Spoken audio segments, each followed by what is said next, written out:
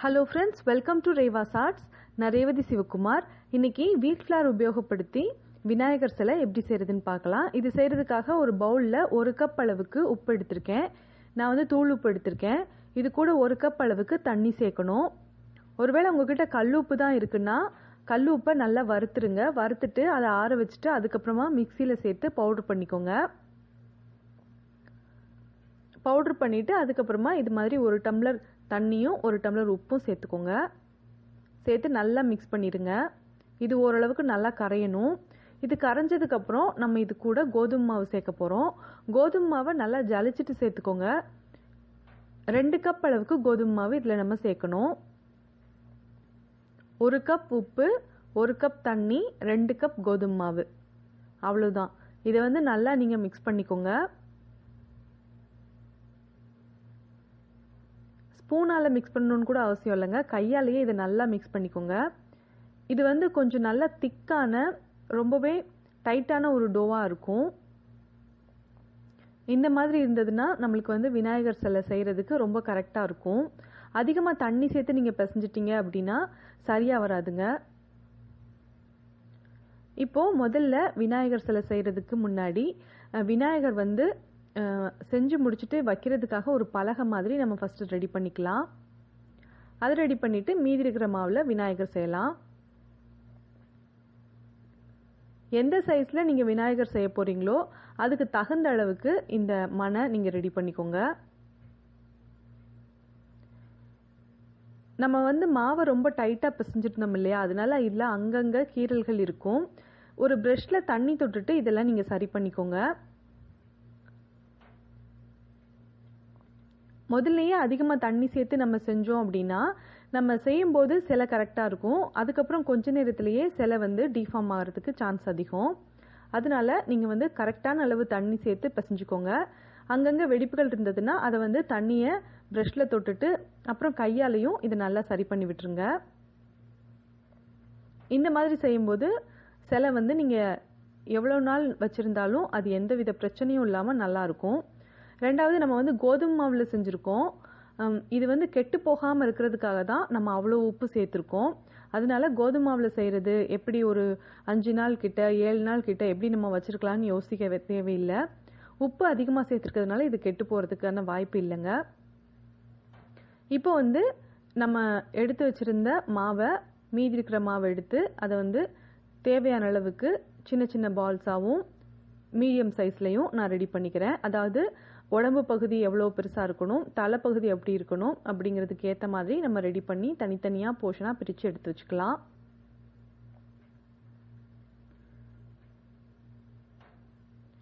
பெரிய சைஸில் ஒரு பால் எடுத்து வச்சோம் இல்லையா, அது வந்து வயிறு பகுதிக்கு வரும். அதை விட கொஞ்சம் சின்ன சைஸில் எடுத்திருக்கேன்.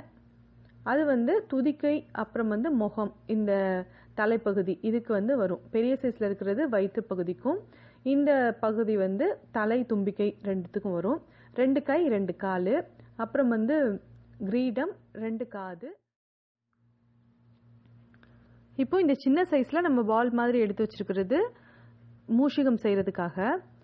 இப்போது நம்ம வந்து ஃபஸ்ட்டு வயிறு பகுதி செய்கிறதுக்காக எடுத்து வச்சுருந்த பெரிய சைஸ் பால் எடுத்துக்கலாம். எடுத்துட்டு அதில் ப்ரஷ்ல கொஞ்சம் தண்ணி தொட்டுட்டு இந்த கோதுமை மாவில் அப்ளை பண்ணிவிட்டு இதை நல்லா மிக்ஸ் பண்ணிக்கோங்க. கிளேல விநாயகர் செய்கிறதுக்கு நம்ம எப்படி ரெடி பண்ணுவோமோ அந்த மாதிரி இதை நல்லா தண்ணி தொட்டு நல்லா மிக்ஸ் பண்ணிடுங்க. ஃபஸ்ட்டு மிக்ஸ் பண்ணிவிட்டு அதுக்கப்புறமா நம்ம இதை வயிறு பகுதி செய்யலாம்.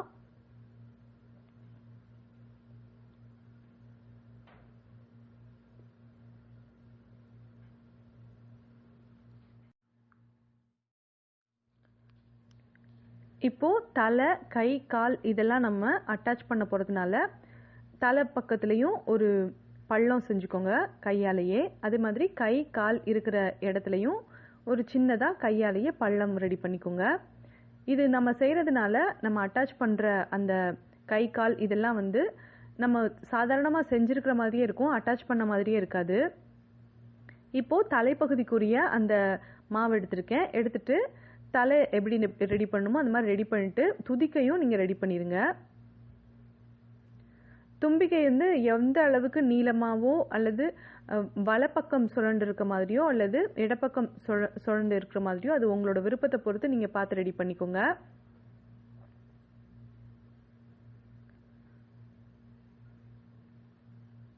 இதுலேயுமே எந்த விதமான வெடிப்புகளும் இல்லாத மாதிரி நீங்கள் ரெடி பண்ணிக்கோங்க. அப்போ தான் பார்க்குறதுக்கு நல்லாயிருக்கும். இப்போ நம்ம இதை அட்டாச் பண்ணிடலாம். உடம்பு பகுதியோட இந்த தலைப்பகுதியை அட்டாச் பண்ணணும். இதை அட்டாச் பண்ணுறதுக்காக நான் ப்ரெஷ்ஷோட பின்பக்கத்தை நான் யூஸ் பண்ணிக்கிறேன். நம்ம வந்து தலை தனியாகவும் உடம்பு தனியாகவும் இருந்ததை நம்ம அட்டாச் பண்ணியிருக்கோம் அப்படிங்கிறதே தெரியாத அளவுக்கு ரொம்பவும் பர்ஃபெக்டாக இதை நம்ம அட்டாச் பண்ணணும். நான் எப்படி செய்கிறேனோ அதே மாதிரி செஞ்சீங்கன்னா உங்களுக்கும் கரெக்டாக வந்துடும். அங்கங்கே வெடிப்புகள் இருந்தது அப்படின்னா அதை வந்து நீங்கள் உடனே சரி பண்ணி விட்டுருங்க. ப்ரஷ்ஷில் வந்து கொஞ்சமாக தண்ணி தொட்டுட்டு அதை வந்து நீங்கள் சரி பண்ணிங்கன்னா அது சூப்பராக ஈஸியாக அழகாக ரெடி ஆயிரும். வெடிப்புகளே தெரியாது.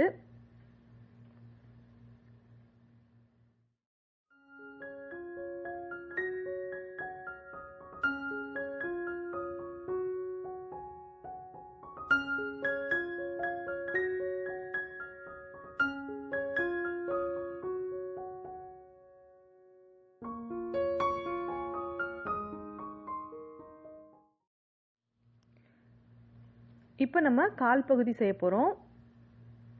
அது செய்கிறதுக்காகவும் நீங்கள் வந்து நல்லா இந்த மாவு எடுத்து அதை நல்லா தண்ணி தொட்டு நல்லா மிக்ஸ் பண்ணிவிட்டு அதுக்கப்புறமா நீங்கள் கால் பகுதி செஞ்சுக்கோங்க. செஞ்சுட்டு இதை காலை வந்து உடம்போடு நம்ம ஒட்ட வச்சிடலாம். இதையும் அப்படி தான் நீங்கள் ஒட்ட வச்சுருக்கீங்க அப்படிங்கிறதே தெரியாத அளவுக்கு அழகாக இதை நீங்கள் பண்ணிடுங்க.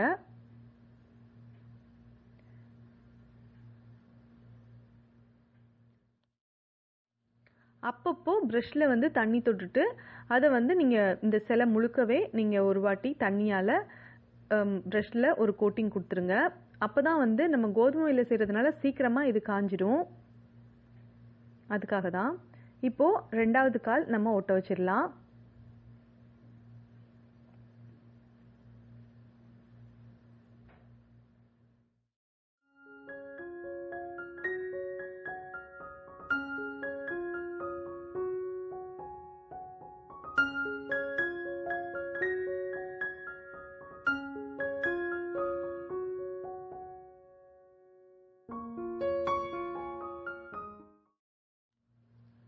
இப்போ நம்ம கை செய்ய போகிறோம்.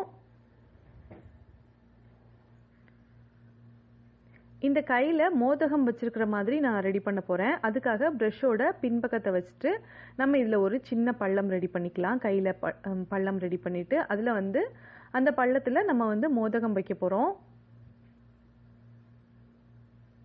இப்போ இந்த கையை உடம்போட நம்ம அட்டாச் பண்ணிடலாம். நம்ம ஒரு பள்ளம் மாதிரி ரெடி பண்ணியிருந்தோம் இல்லையா உடம்புல, அதோடு சேர்த்து வச்சுட்டு இதை நீங்கள் கொஞ்சம் கையில் பிடிச்சிக்கிட்டே இதை வந்து அப்படியே உடம்போடு சேர்த்து ஒட்ட வச்சிட்டிங்க அப்படின்னா நல்லாயிருக்கும். அது மாதிரி ப்ரஷ்ஷோட பின்பக்கத்தை வச்சு நீங்கள் இதை வந்து நல்லா சரி பண்ணி விட்டுருங்க. இந்த மாதிரி செஞ்சோம் அப்படின்னா சிலை வந்து ரொம்ப நாளைக்கு அது பாட்டுக்கு அப்படியே இருக்கும். எந்த விதமான பிரச்சனையும் இருக்காது. விநாயகர் சதுர்த்திக்கு முதல் நாள் நீங்கள் செய்யலாம், இல்லை ஒரு 2 நாளைக்கு முன்னாடி கூட நீங்கள் செஞ்சு வைக்கலாம். இந்த சிலை வந்து ரொம்ப அழகாக க்யூட்டாக பர்ஃபெக்டாக இருக்கும். இப்போ ரெண்டாவது கை செய்கிறேன். இந்த கையில் வந்து ஸ்வஸ்திக் நான் வரைய போகிறேன். அதனால இந்த மாதிரி நான் ரெடி பண்ணிவிட்டு இதையும் உடம்போட ஒட்ட வச்சிடுறேன்.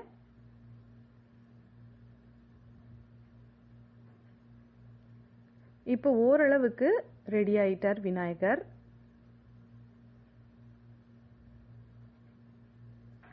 எந்த விதமான வெடிப்புகளும் இல்லாத மாதிரி நீங்கள் சரி பண்ணி விட்டுக்கோங்க.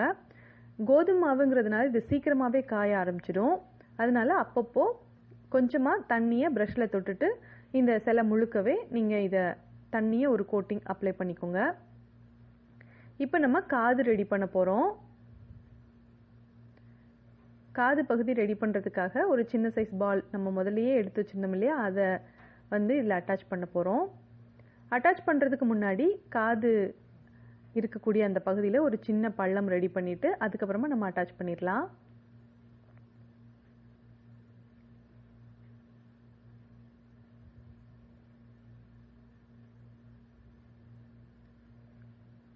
இந்த சிலை செய்கிறது ரொம்பவே சுலபம்தான், ஈஸியாக எல்லாரும் செஞ்சிடலாம்.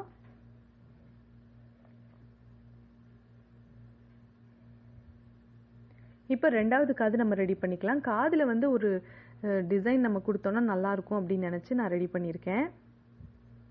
சும்மா அப்படியே வைக்கிறத விட நம்ம இதை ரெடி பண்ணோம் அப்படின்னா பார்க்குறதுக்கு ரொம்ப அழகாக இருக்கும். அது எப்படிங்கிறத இப்போ பார்த்துடலாம். காதுக்கு இப்படி அட்டாச் பண்ணிவிட்டு அதுக்கப்புறமா ப்ரெஷ்ஷை வச்சு தான் நான் வந்து இந்த டிசைன் பண்ண போகிறேன். இந்த காது வந்து கொஞ்சம் நல்லா மடங்கி இருந்தது அப்படின்னா பார்க்குறதுக்கு, சிலையை பார்க்குறதுக்கு ரொம்ப அழகாக இருக்குங்க. அதுக்காக தான் நான் அப்படி பண்ணேன்.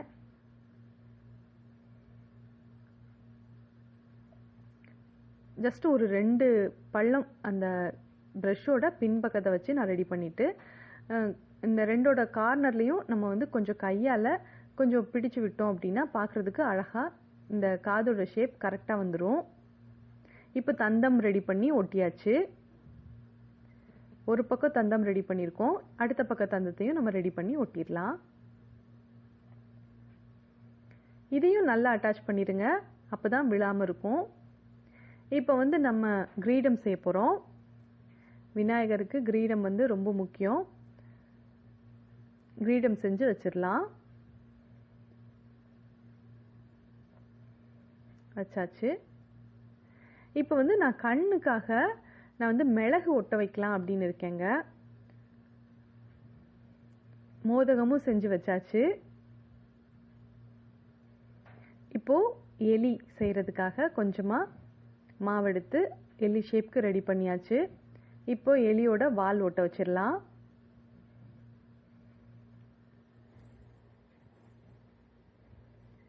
எலியோட வாலும் ஒட்ட வச்சாச்சு. இப்போ இது இருக்கட்டும்.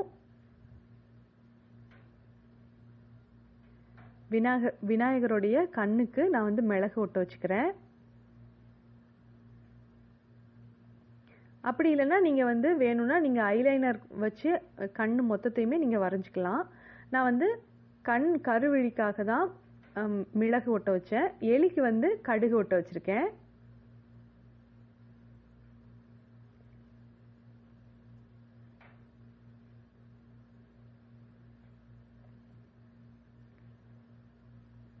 மிளகு ஒட்ட வச்சுருந்தாலுமே நம்ம வந்து ஐலைனர் வச்சு வரையும் போது ரொம்ப அழகாக இருக்கும்.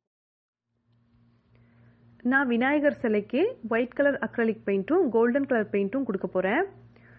உங்களுக்கு வந்து ப்ளூ கலர், க்ரீன் கலர் இந்த மாதிரி கலர் ரொம்ப பிடிக்கும் அப்படின்னா நீங்கள் அந்த மாதிரி கலர்கள் கூட செலக்ட் பண்ணி கொடுத்துக்கலாம்.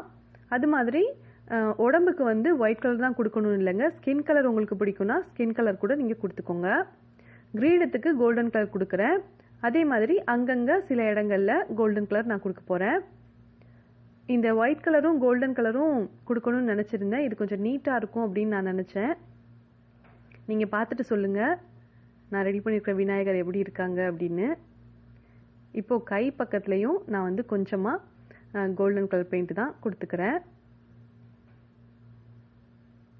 அதே மாதிரி தந்தத்தில் வந்து முழுசாக கொடுக்கல, அந்த எட்ஜில் மட்டும் நான் கொடுத்துருக்கேன்.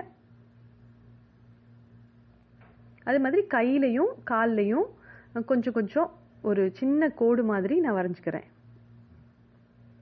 முழுசுமாக நம்ம கோல்டன் கலர் கொடுக்கணும்னு அவசியம் இல்லை, லைட்டாக அங்கங்கே கொடுத்தா போதும்.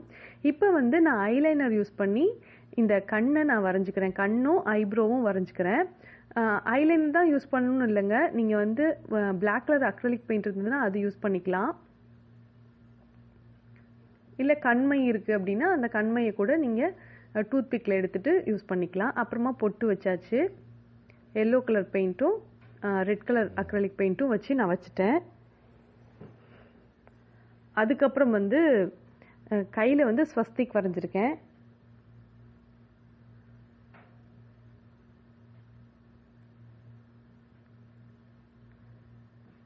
ஸ்வஸ்திக் வரைஞ்சாச்சு. கழுத்தில் ஒரு சின்ன மாலை போட்டிருக்கேன். இப்போ நம்ம ஃபஸ்ட்டே ரெடி பண்ணி வச்ச அந்த மனையில் நம்ம வந்து மஞ்சள் குங்குமம் வச்சுட்டு அதுக்கு மேலே நம்ம விநாயகரை வச்சிடலாம். அதுக்கு முன்னாடி அருகம்புல்லும் கொஞ்சம் ஒயிட் கலர் ரோஸும் அப்புறம் ரெட் கலர் ரோஸ் பெட்டல்ஸும் நான் இதில் வச்சுருக்கேன்.